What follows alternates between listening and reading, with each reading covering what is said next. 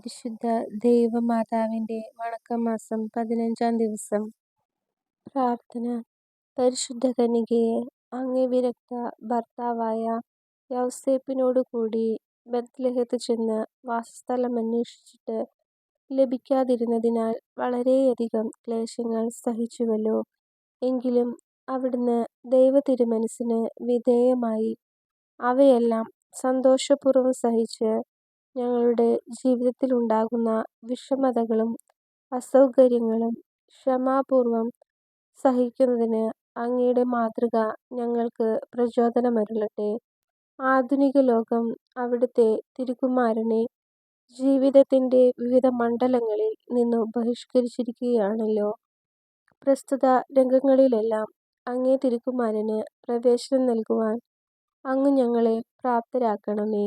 പ്രത്യേകമായി ഞങ്ങളുടെ ഹൃദയത്തിൽ അവിടുത്തെ ഞങ്ങൾ രാജാവായി അഭിഷേചിക്കട്ടെ.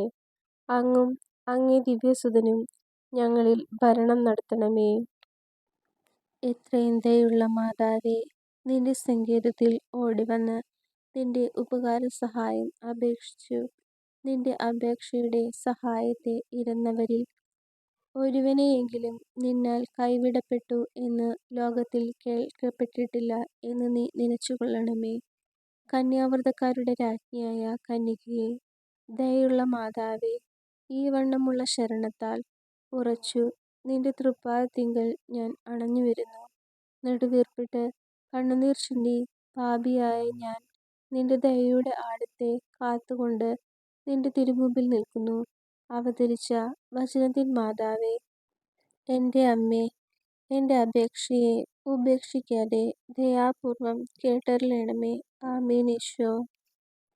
ജന്മപാപമില്ലാതെ ഉത്ഭവിച്ച ശുദ്ധമറിയമേ, പാപികളുടെ സങ്കേതമേ, ഇതാ നിന്റെ സങ്കേതത്തിൽ ഞങ്ങൾ തേടി വന്നിരിക്കുന്നു. ഞങ്ങളുടെ മേൽ അലിവായിരുന്ന് ഞങ്ങൾക്ക് വേണ്ടി നിന്റെ തിരുക്കുമാരനോട് പ്രാർത്ഥിച്ചുകൊള്ളണമേ.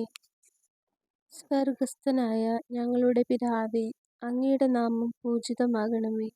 അങ്ങയുടെ രാജ്യം വരണമേ. അങ്ങയുടെ തിരുമനസ്സ് സ്വർഗത്തിലെ പോലെ ഭൂമിയിലുമാകണമേ. അന്നന്ന് വേണ്ട ആഹാരം ഇന്ന് ഞങ്ങൾക്ക് തരണമേ.